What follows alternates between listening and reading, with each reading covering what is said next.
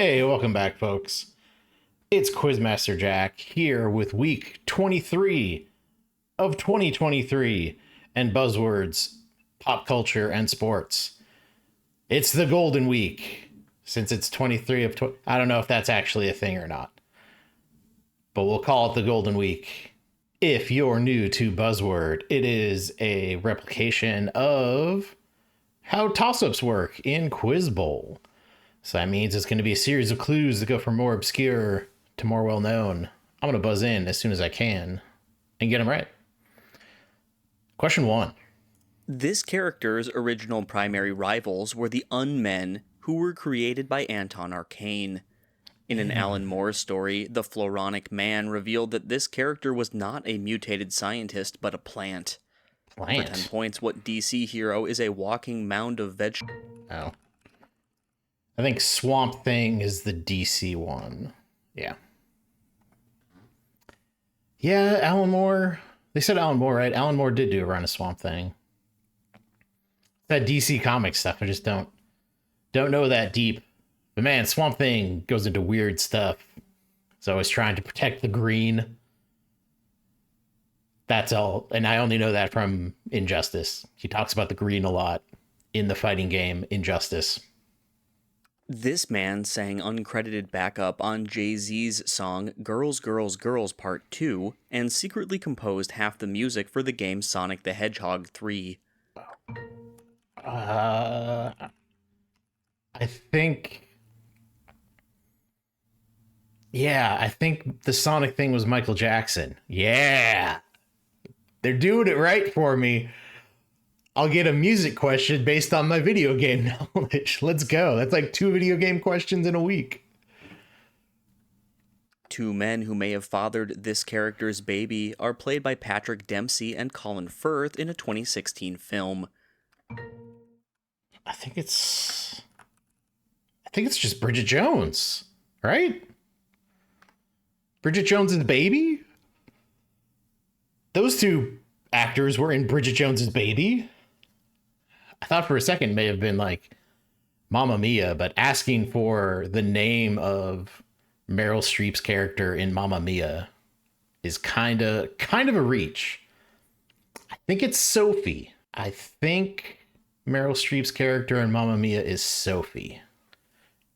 Cut to future me saying if I'm right or not up here. On this show, distributors of the drug Snakebite were targeted by the Crows security firm. Crows. A leader of the Wonderland gang called Alice was the twin of this show's first protagonist, Kate Kane. For 10 points, what CW Arrowverse show initially starred Ruby Rose? Okay, it was very, very heavy DC so far. Swamp Thing and Batwoman? I thought it might have been off of Kane. I thought it might have been Batwoman. Because in the comics, Cassandra Cain is Batwoman at some point, or maybe one of the Batgirls. There's Canes. There's Canes in the Batverse. And the Arrowverse. This game's co-creators, including Ben Hantoot and Max Temkin, raised its price by $5 for an anti-sale on... They said Max Temkin. Cards Against Humanity. Fun game. I enjoy that game a lot. And they do a series of stunts. Like the $5 increase thing they did on Black Friday. They made the game more expensive. Let's see. They dug a hole. They had a thing where you just, as long as they kept getting paid money, they kept digging the hole. There's also Hawaii 2, which they bought. They bought an island, named it Hawaii 2, and sold plots to people. I believe I am still technically a part owner of Hawaii 2 for however legal that actually was. I'd have to find the documentation for it. They gave me the coordinates of my square foot of Hawaii 2. A band whose name begins with this word made the 9-song Infinite Loop album Nonagon Infinity. This Oh, I word heard begins that. the stage names of the punk singer of Easy Easy and of 1950 singer Michaela Strauss. For 10 What? points in those names, what word precedes cruel, Gizzard and the Lizard Wizard, and Oh. princess? Oh, King. It's King Gizzard and the Little Lizard Wizard. It's the only way I get that. I don't know. I don't know if I really. So it was King Cruel, King Winner? I don't know if I knew any of that music. So shout out to Kathleen from Loading Ready Run for making me aware of King Gizzard and the Lizard Wizard. And hats off to whoever gets best buzz on that one. Dan Golding created this game's reactive soundtrack by chopping up recordings of Claude Debussy's Preludes. This House game's tagline declares, "It's a lovely morning in the village," and Okay. So I thought the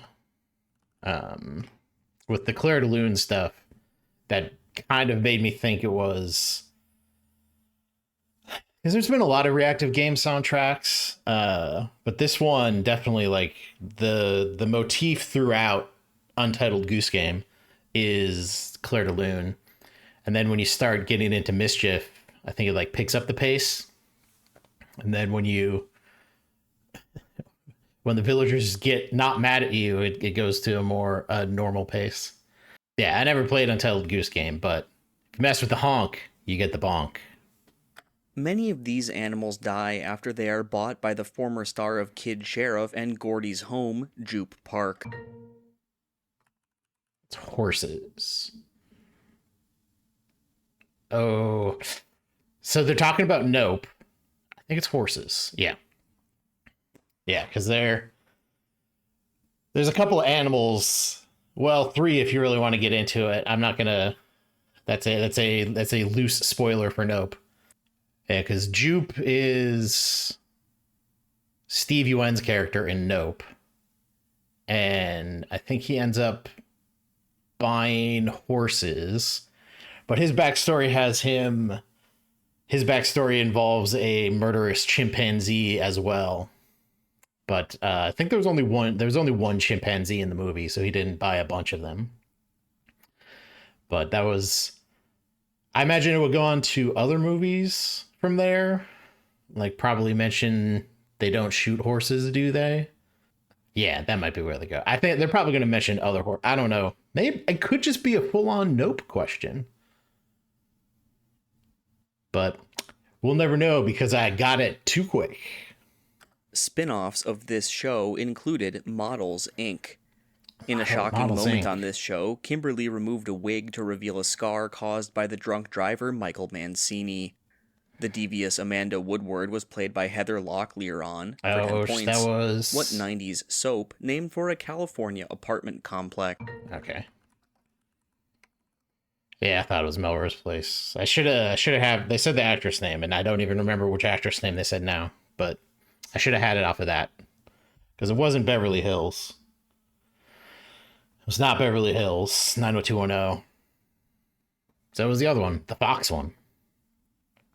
In 1961, this publication was sued by Irving Berlin, Cole Porter, and other artists for copyright infringement. The inside back cover of this magazine typically presented a fold-in. Nice, it's Mad. It's got to be Mad. They must have got mad at all the caricatures that Mad magazine was doing for them. That was a bad joke. Bad joke, but excellent score. 145. I'll take that anytime. 10 out of 10. 2 video game questions since I mentioned Sonic the Hedgehog 3. That was a hell of a week. For pop culture, at least. Who knows what's going to go on in sports, but let's find out. Oh, that's a good one. Currently sitting in first place in pop culture for week 23. but it's early. We'll see how it plays out. An excellent week of pop culture. Let's see how they're going to bring up the shortcomings of the Vikings this week in the sports questions. This man reportedly responded to a compliment from Sweden's Gustav V by saying, "Thanks, King." Because he had played semi-pro baseball, this All-American at the Carlisle School had his Olympic medals stripped in 1913. For 10 points, what decathlete was the first Native American to win Olympic? Oh, it's Jim Thorpe? I think it's Thorpe. Yep, Jim Thorpe. Thanks, King. In 2021, this man tore his ACL after a horse collar tackle by Devin White, leading to Trevor Siemian taking his place. Trevor, so it's a quarterback. He threw a record 7 picks, 6 interceptions in 2019 when he had 33 touchdowns and 30 interceptions. For 10 points, what Saints quarterback... I think it's Winston? Yeah, Jameis Winston. I think I had Jameis Winston on my fantasy team that year that he threw almost as many touchdowns as interceptions. Which, you know what, is still a positive score in fantasy football. Maybe not so great for the Bucks at the time. It's weird they called him. I guess he's probably still with the Saints, but like Derek Carr is going to be the quarterback for the Saints, who they asked about last week. It's just the Saints quarterback run. All right, I'm going to say. So we've only had football in the big three. I'm going to say baseball. A championship-winning lineup for this team was known by the acronym WHAMCO, starting with leadoff man Devon White.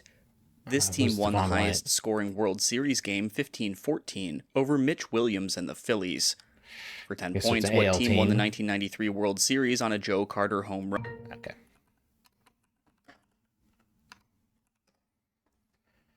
Yep, you can have all those details. I called MLB. Called that. I was just a Twins fan those days, so I was still on the high of winning the 91 series. So I wasn't back then I was more of a like individual team fan and didn't really care about the sport in general. So I don't think I even like watched the World Series that had Joe Carter hitting the only walk-off World Series winning home run. Now I'm much more of a fan of the sports in general, of baseball and football. So Joe Carter is still the only person to hit a World Series winning home run. The 1999 iteration of this event, dubbed the Battle of Brookline, included a premature celebration over Justin Leonard. In 1969, this event was tied when Tony Jacklin's missable putt was conceded by Jack Nicklaus. For 10 points, what biennial cup involves teams of U.S. It's the Ryder Cup? Yeah. I'll just get 11 on every single question, end up with 111 points. That's fine. Or 100, yeah. Right? Yeah, 111. 121. If I just get 11 on everything. Wait, no. 110. 110. Good thing we're not doing the math. This first-year Bullets player and Del Curry were the first two guards taken in the 1988 expansion draft. His skills were stolen by the red creature Knot, who thus became the shortest Monstar in Space Jam. For 10 points, what Hornets guard, the shortest ever and... I think that's Muggsy Bogues.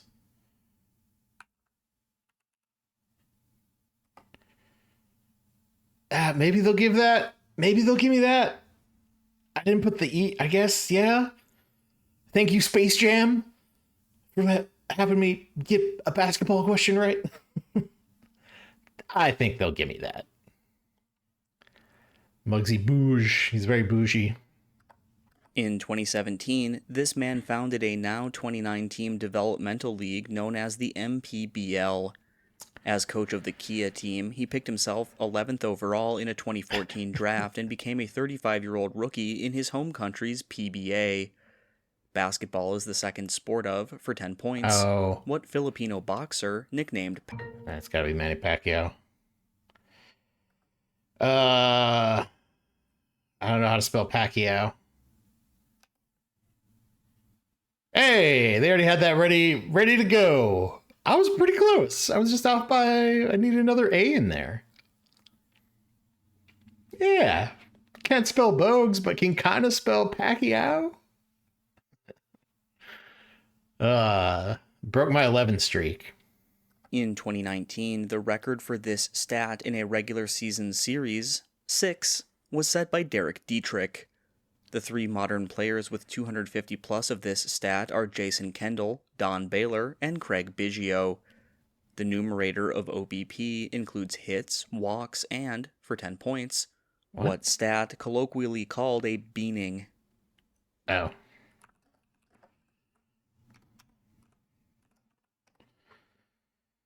Okay, that was kind of a... Yeah, that's a fine question. And I'm sure somebody was very stoked to buzz in early and go like, yes, I know Craig Biggio has been hit by more than 250 pitches. But that's a